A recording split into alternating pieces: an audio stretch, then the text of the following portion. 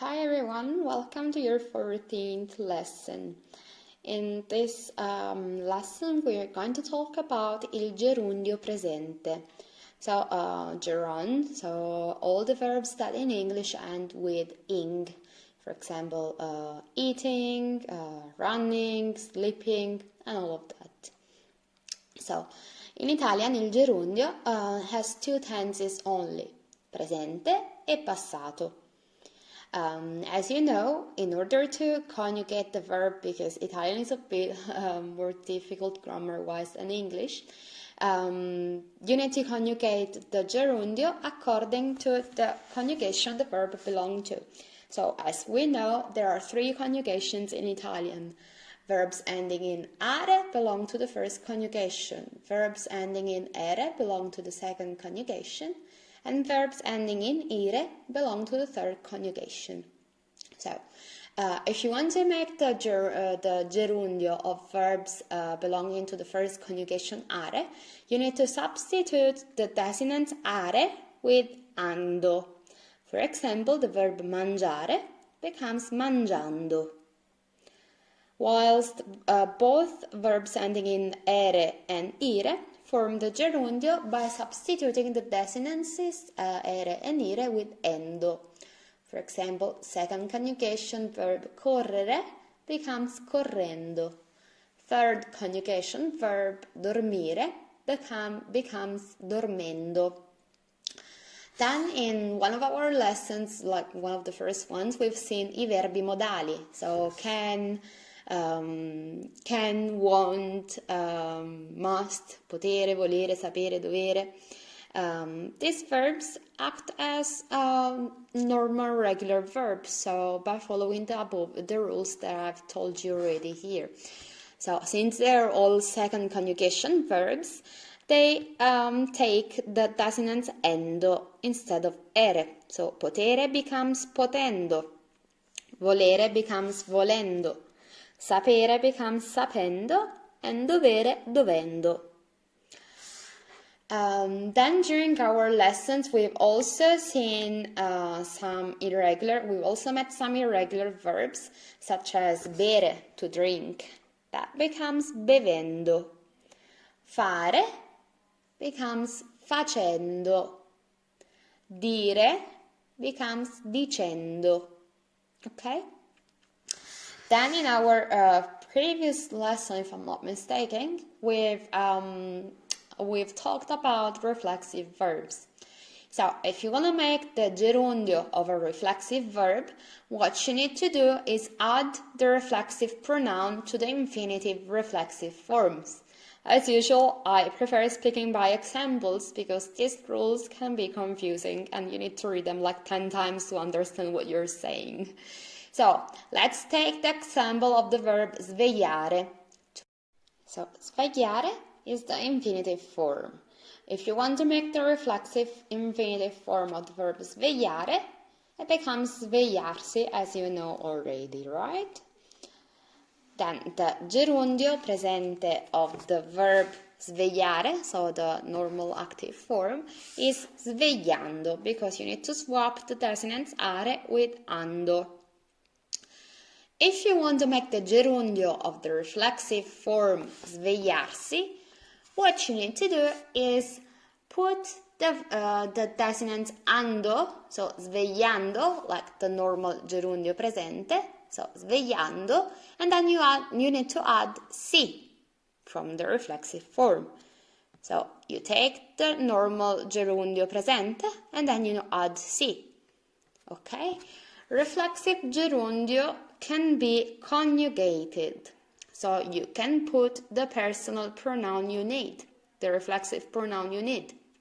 So you can say svegliandomi, svegliandoti, svegliandosi, and so on. You can read it, okay? So, question is now, when do we need to use the gerundio presente? When can you use it in Italian? Some of the most popular ways to use gerundio, some are in disuse nowadays, so I haven't even written them down to you, is, for example, to express how something happens. So, for example, svegliandosi presto si possono fare più cose. So by waking up early, you can get more things done. So you need to use gerundio because you're expressing how you can get more things done by waking up early. Okay? You can also use the gerundio to express a condition for something to happen. For example, mangiando di meno e allenandosi di più si dimagrisce. So if you eat less and work out more, you lose weight. Alright? Is that clear? I hope so. And then the third and probably the most important one, the most important use of the gerundio is to express something that is happening in the moment you're speaking or writing. In English, you call that present progressive. So, for example, I'm teaching Italian right now. What I'm doing is taking a video to record this lesson, okay? So, how to express the present progressive in Italian? You do that by using the verb stare and adding the verb you need in the gerundio form. So, for example, if you want to say I'm eating, okay, you need to conjugate the verb stare in the form you need. So in this case, it's the first singular person, io. Sto mangiando, eating, okay? So here is the conjugation of the verb stare. It's a regular first conjugation verb. And then you need to add the gerundio of the verb you need, okay? Here I give you some examples. Sto preparando la lezione di italiano. I'm preparing the Italian lesson. Che stai facendo? What are you doing? Luca sta dormendo. Luca is sleeping. Stiamo andando a casa. We are going home. State facendo colazione? Are you having breakfast? Stanno dando i numeri. Do you remember this expression? It means that they're going crazy. Okay, so this part can be very useful if you want to talk with your friends. Maybe you want to ask them, what are you doing now? Che stai facendo? And then you can reply, for example, io sto andando in palestra, io sto lavorando, sto andando a scuola, tu cosa stai facendo? Okay, so it can be very useful when it comes to everyday conversations. Now let's move on to the next part. Today I also want to teach you how to express the need of doing something in Italian. And you can do that in two ways, first of all. You can express the need of something impersonally or personally. And each way has different expressions, different verbs. So, first of all, what's the difference between impersonally and personally? Well, impersonal forms don't have the verb conjugated. There is no person, no pronoun in an impersonal verb. It is expressed usually in the third singular person. You need to use the verb conjugated in the third singular person, whilst personal verbs are conjugated normally, so with io, tu, lei, lui, noi, voi, loro. Okay? So, the first example I gave you with the impersonal form to express the need of doing something is the verb bisognare, conjugated, as I told you, in the third singular person, so bisogna, because this is a first conjugation verb. So bisogno, bisogni, bisogna, bisogniamo, bisognate, bisognano. For example, bisogna impegnarsi per avere successo. Bisogna imparare l'italiano per vivere in Italia. So, you need to commit or work hard to have success. Bisogna imparare l'italiano per vivere in Italia. You need to learn Italian to live in Italy. You can also express the need of doing something with the pronominal verb volerci, used in its third singular person if it's followed by a singular noun, or in its third plural person if it's followed by a plural noun. Okay? Did I say plural? I meant singular here. So if some of you are familiar with Italian already, you know that sometimes we like to throw a ci every now and then in a sentence. So in this case, for example, this ci belongs to the verb volerci, okay? So you need to conjugate it to express the need, you need to conjugate it as ci vuole.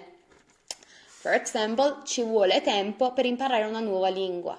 It takes time to learn a new language. Ci vuole la macchina per arrivare al centro commerciale. One need a car to get to the shopping center. Or this is impersonal, so in English there is no impersonal form, so it is hard to translate this literally. People in general need a car to get to the shopping center, okay? I told you, you use ci vuole if there is a singular noun after, for example, tempo, la macchina, okay? If instead this verb is followed by a plural noun, you need to use ci vogliono, so third plural person. Ci vogliono ore per preparare il ragù. It takes hours to prepare the ragù. You can also express the need of doing something impersonally with the verb essere necessario. This is the infinitive form, but you need to conjugate it in the third singular person. Therefore, third singular person of verb essere is e with an accent. Do not forget that. Necessario, so it's necessary. È necessario il tuo aiuto. Your help is necessary. Okay?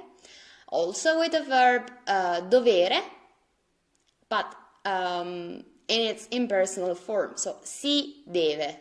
Si, in this case is here that I'm showing you, express the impersonality of the verb. Something that in English does not exist, so it is quite hard to express this concept, but it's like we're not really conjugated this verb with a person. There is no personal. It's just si stands for like something general. For example, si deve sedere, si devono calmare, okay?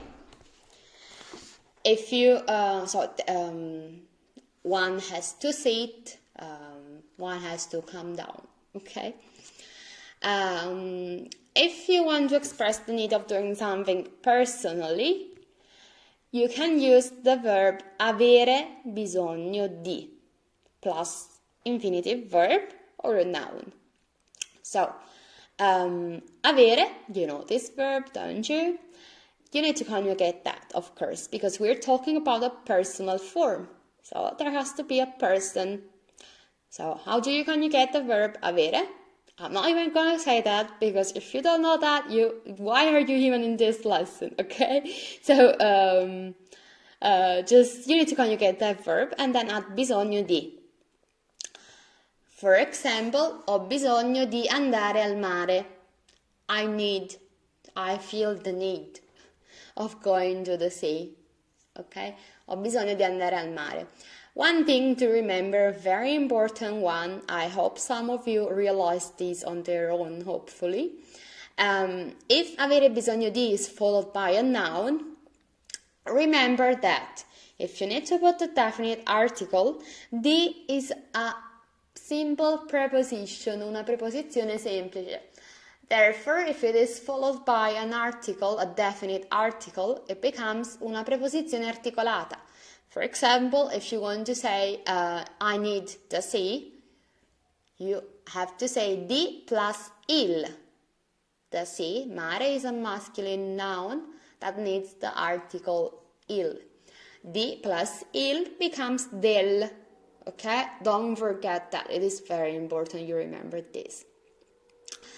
Hai bisogno di una mano? Do you need a hand? Do you need help? We do say this a lot in Italian to say if someone needs a hand, it's gonna say like ho bisogno di una mano. I need a hand, I need a help. Avete bisogno di studiare di più per imparare a parlare italiano. You need to study more in order to learn how to speak Italian. Non hanno bisogno di niente. They don't need anything. You can also conjugate the verb dovere to express something you need to do, you need to say, or whatever you need. For example, devo chiamare mia nonna means I need to call my grandma. But if someone tells you like devi chiamare tua nonna, it's more like you have to. It's not really something you need to do, it's more like an order. You can also express the need of doing something by using a pronome indiretto plus verbo impersonale servire or occorrere. What does this mean? For example, if you want to say, I need more time, you can use the verb servire or occorrere. They can be used like which one you prefer. I prefer servire. Occorre is more like a fancy verb. I don't like fancy verbs. So you can use servire. Mi serve. Okay, so you need to use me because it's a first singular person, io. So you use me. If it's tu, you use ti, si, ci, vi, gli. I think you know this by now. So, mi serve più tempo, I need more time. Sto andando al supermercato, present progressive. I'm going to the supermarket. Do you need anything at all? Ti serve or ti occorre qualcosa? Gli servono soldi, he needs money. Okay? So, yeah, that was it. Oh gosh, what am I doing? Okay, here we are again. I also took advantage of this thing, whatever it was that happened, to write down your assignment. So I would like you to mainly write down stuff. So to use all the words, all the Italian knowledge you've accumulated during our lessons, to write down some sentences. So please write down 5 sentences with each one of the uses of the gerundio. 5 sentences with each one of the uses of the gerundio. And also 10 sentences with stare plus stare più gerundio, so basically the Italian present progressive, and also 10 sentences with the impersonal forms to translate the verb need, and 10 with the personal forms.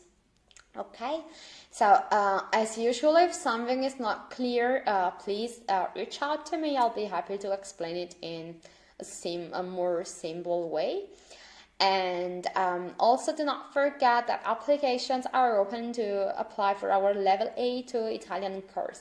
So if you enjoyed our lessons and you would like to continue your Italian studies with us, we'll be delighted to have you with us. So thank you so much for watching as usual, guys, and I'll hopefully see you soon. Ciao!